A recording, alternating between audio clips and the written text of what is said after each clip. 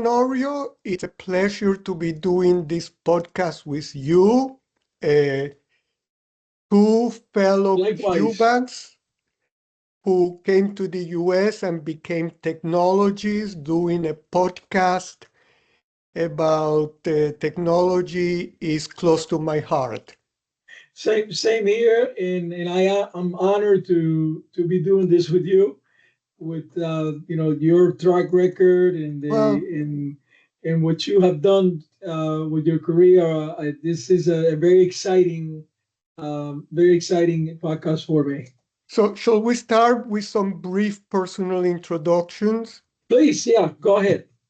So let me very briefly tell you, I obviously was born in Cuba like you did. I was born a little earlier than you did. I um came from from the Cuba to the US in 1960. I was 15 years old. I had 2 years of high school to go. So I finished high school in the US. I went to the University of Chicago. I learned programming. I worked a lot with computers. I got a degree in physics. And then I joined IBM Research, where I worked for many years. And I'm now a research affiliate at MIT. And what I find so nice with both of us is here we are, Cubans who came as young teenagers to the US as refugees.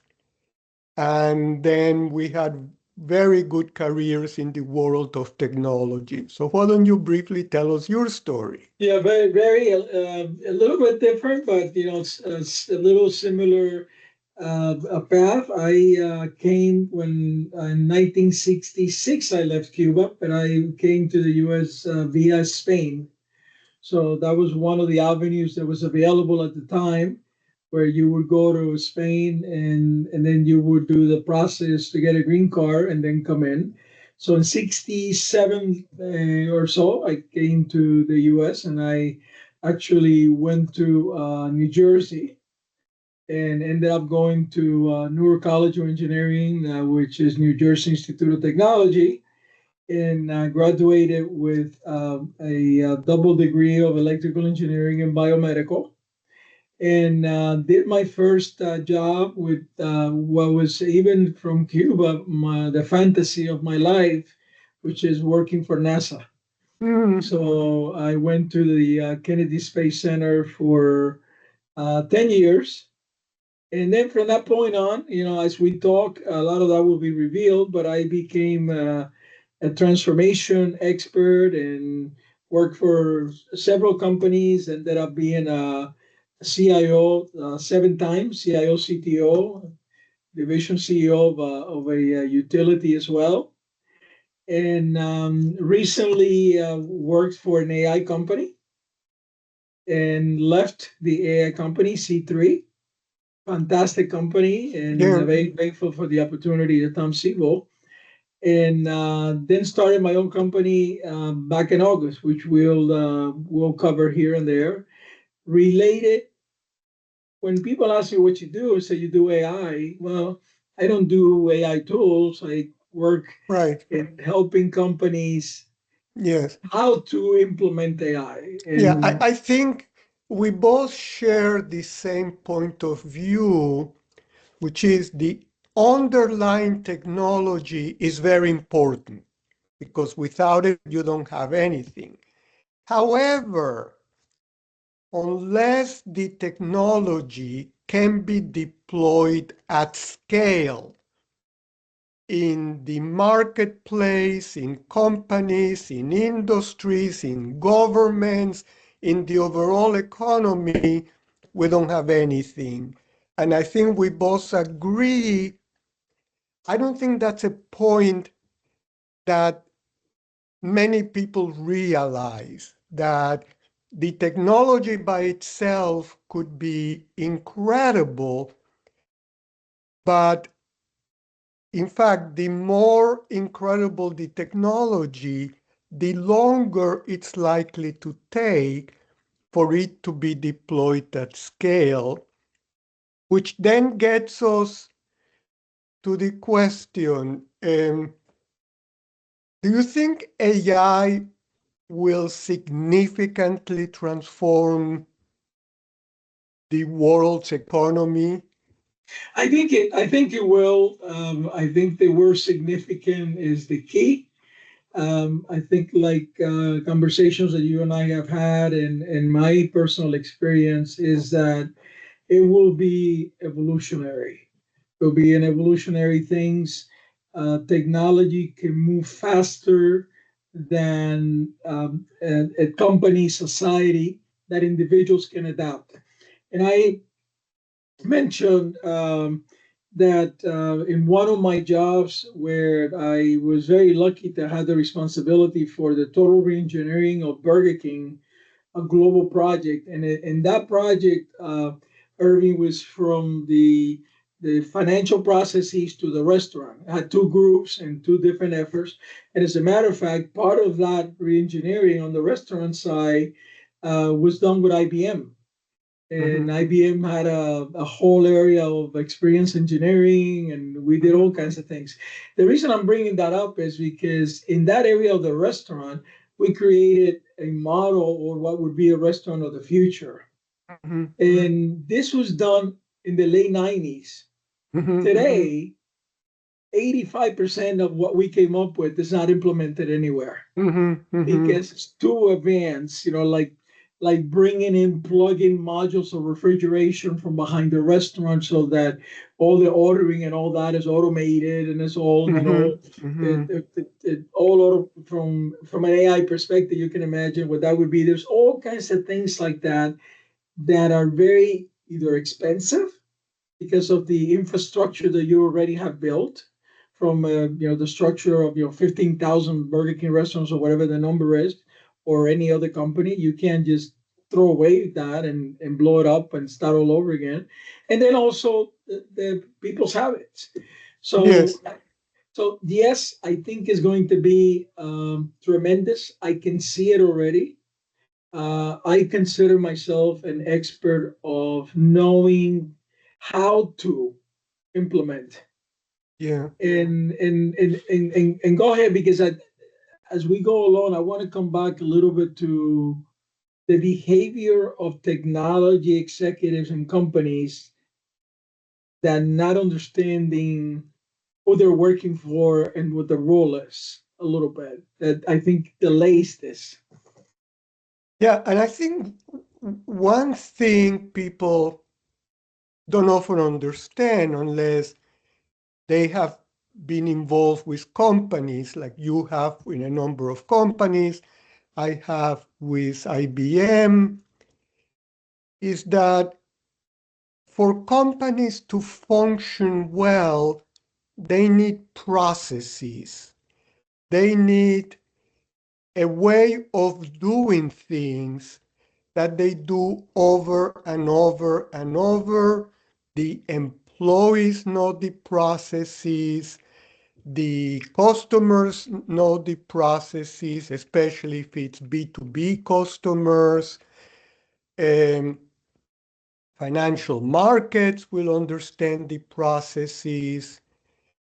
And if you say to the company, as you were trying to do with Burger King, I have this incredible technology, but we need to change all your processes. They may say yes, but they may not realize what they are saying yes to. And it's very interesting, this notion of processes. It's not something I think that's well understood. Uh, I guess the difference is if you're a small business, if you have a clothing store, you and your wife and maybe a member of two employees, you don't need a lot of processes. You're there, you play it by ear. But if you have hundreds, if not thousands, of employees across the US, maybe across the world, the only way the company can function is by having ways of doing things. And changing from this is the way we do it to this is the other way, as you were saying with Burger King, that is very difficult, which reminds me of something that you asked me one of the times we talk. There is this famous Solow paradox. And Robert Solow was a very famous economist at MIT, got a Nobel Prize in economics. And in the 1980s, he said, boy, you can see computers everywhere except in the productivity of the economy. What in the world is going on? Here we have mainframes, we have now personal computers, the internet is coming up, and where is the productivity?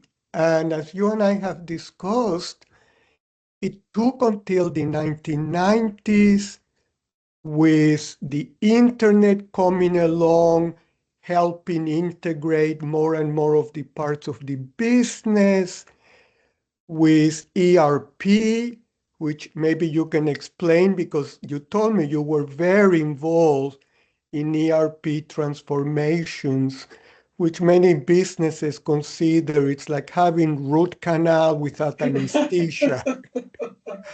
And it's only then that things got transformed. Maybe you can explain why what ERP is and why it's so difficult, because it's pretty clear that something like that will have to happen with AI. Yeah, and you're right on. There's two themes in there. One is that in the late '80s, early '90s, and I want to get into the role of the company in terms of transformation, and that's again that's been my repeated life is to be a transformation expert. I've been hired by I don't know 12 companies to do that. In the late '80s, early '90s, we were trying to integrate different tools, sets, different modules of ERP from different vendors. And the strategy used to call it best of breed that didn't work because they were different in build, they were different in terms of their data structures and what you call a customer from one system to another, simplest things like that that we then would have to derive process change, and in some cases, you couldn't accommodate three different ways of doing it. To your point, but later in the '90s, and standardize on the module of everything coming from one vendor, the SAP, or coming from Oracle, or so far and so on.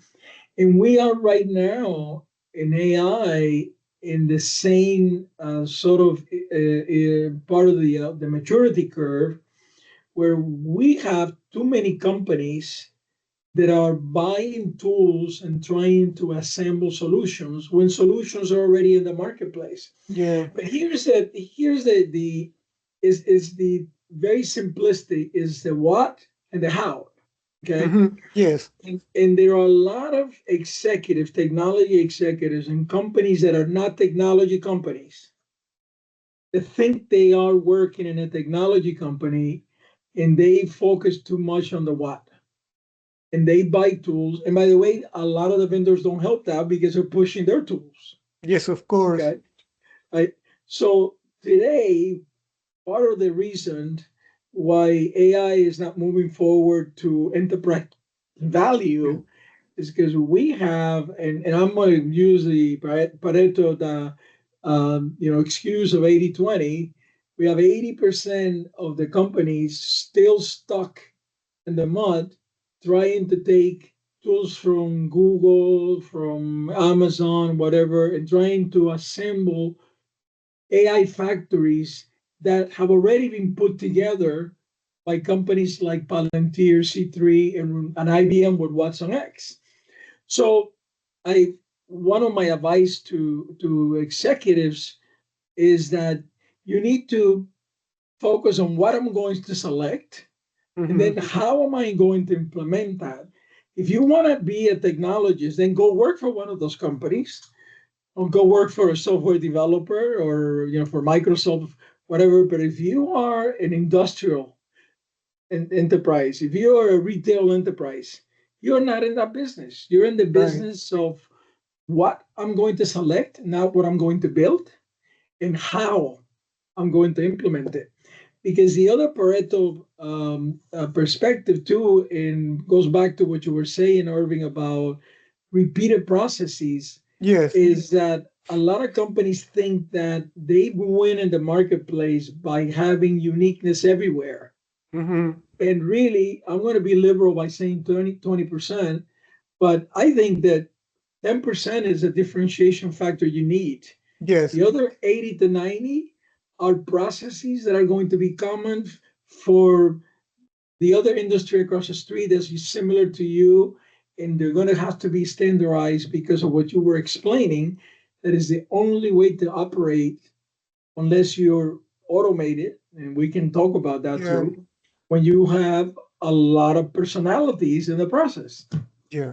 And I guess, and I'm sure this is something you've faced in your various CIO roles, especially if you are a larger company, you have many business partners. You have supply chain partners, you have distribution partners, you have all kinds of partners.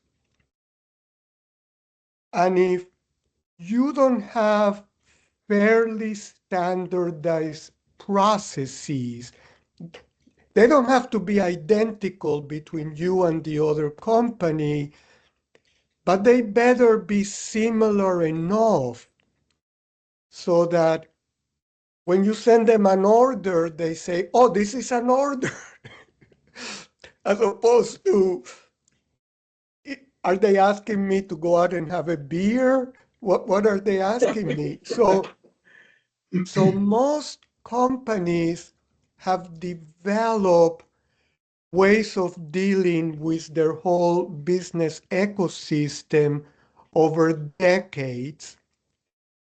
And now, when you have this new technology, yes, over time, it could become very different, very efficient, much, much, much, much more productive. But over time could be decades, not 5 years. It could Yeah. be an accommodation. And I know that some people listening to us will say, boy, these two guys are so conservative because I read what other people are saying about AI and they say, it is so powerful. Why don't you ask AI to do it for you? And the Well, answer, you and know, let's take a very modern example, okay, that will force a standardization by the nature of the economic model. What do I mean by that? So, agents are going to be at the heart of revolutionizing everything, right? Because you're going to be able to have an agent that you tell that agent what to do, okay? So, I'm going to go back to the 80/20. 80% of those agents are going to be common across industry because a lot of yes, them they are going to be better be. pay the bill. Now, do you, as an industrial company, do you want to develop your own pay the Yeah, bill yeah, agent, or do you want to buy one that a provider is going to yeah, bring to you for a quarter of the cost yeah. that you can just implement? But what is that going to do now? That's going to force me to adopt a standard process similar to and probably more strict yet, Irving, than what SAP did, for instance. Yeah, yeah, Because even today, I guess 6 years ago, I did my last end-to-end digital transformation with a billion-dollar sugar company in Central America. And even today, the last mile of the process sometimes doesn't get changed. yeah. You can still get that data and download it to an Excel and then go back to the way you used to do it, or Power Hmm. BI, or Yeah, something like that. But when you start implementing standardized yeah, agents, and don't tell me that you're going to lose commercial advantage. No, you're going to have unique agents for yeah, that 10-20% of your yeah. business Exactly. that makes a difference in the That's marketplace. a superb point that there is a limit how different you can be. And as you said, 10, 15, 20% is a big difference when you have to live within an economy and a business ecosystem. Now, Honorio, I know we don't want to take too long, so we should be wrapping up, correct? Yeah, we're into 30 minutes, so probably sort of a closing thing, and sort of So also tell the audience. what would you advise business leaders to do? If they say, okay, Honorio, you've been a CIO for so many companies and you've worked with these very, very good companies, what do you think I should do so that I can take advantage of the positive things AI can do for me? And that one, that answer is going to be a bit of a selfish answer, in the sense that I asked myself that question when I left C3. I said, well, why? I saw more than 200 cases implemented. I saw very successful use cases all over the world, big company, middle companies.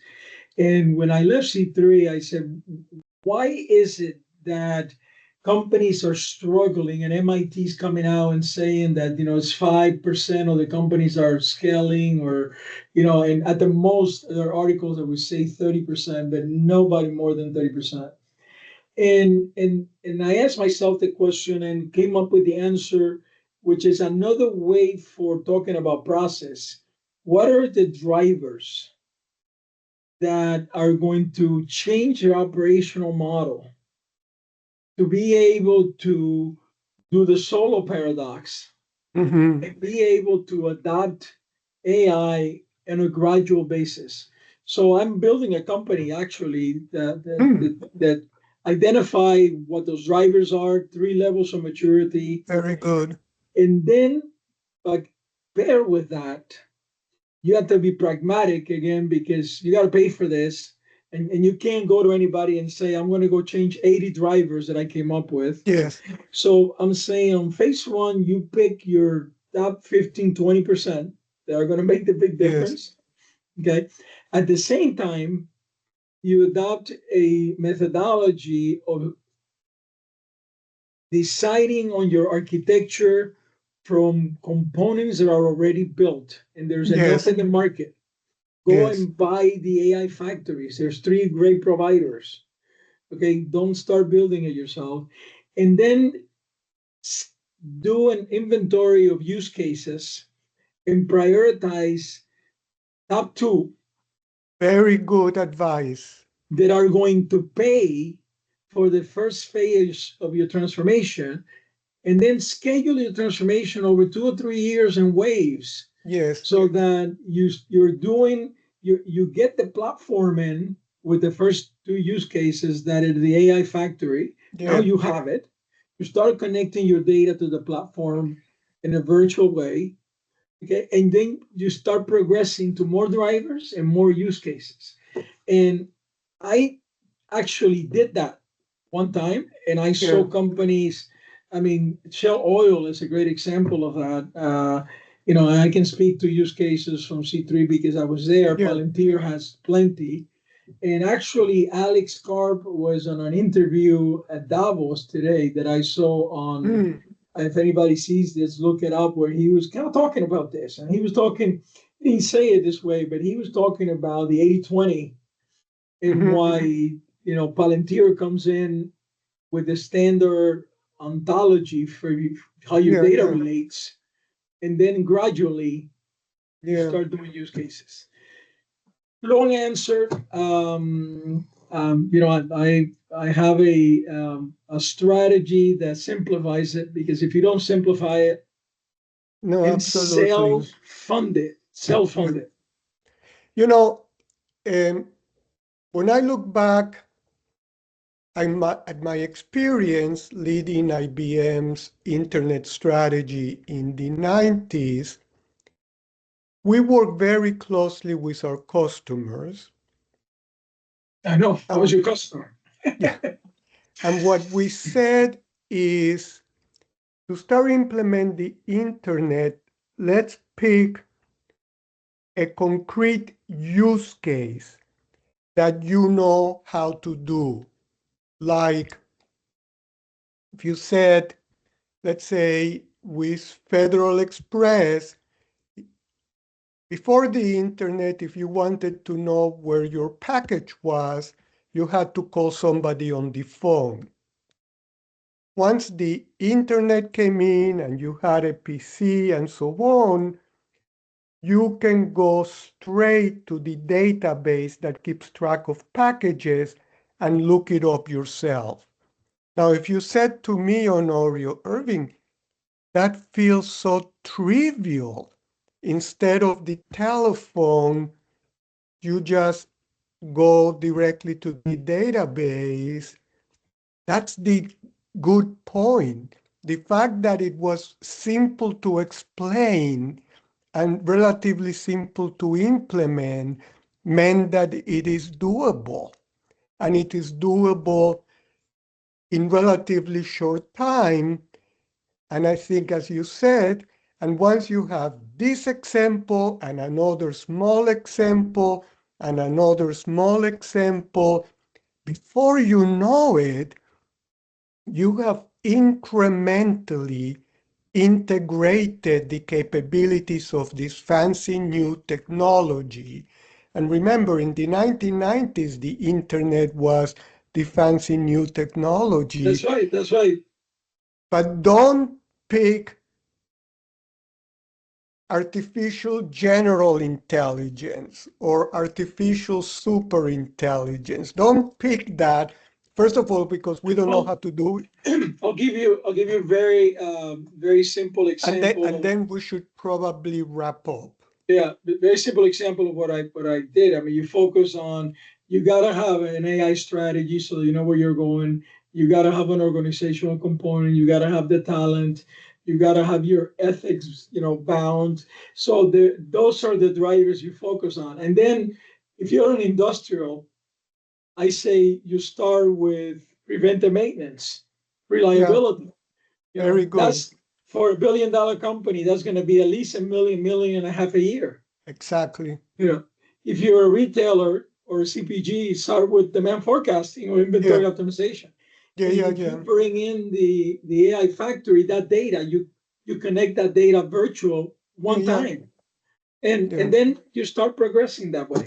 yeah, But I think our intent is, and we should tell those folks that have suffered through our conversation here, that if they liked it, we plan on doing several others. We're going to not be too formal and pick topics yeah, that would be of interest, and probably at least every couple of weeks.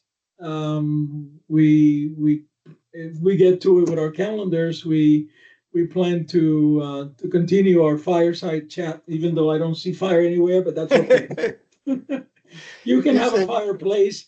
We didn't say that you were in Connecticut. I'm in Miami, so I'm in Connecticut in a very, very cold day, so this would be a place for Fireside Chat. I'm in Miami in a very cold day in the 50s. Wow. Honorio, it's such a pleasure talking to you. Same here. Same here. Have a Bye. great day and thank you for listening to us.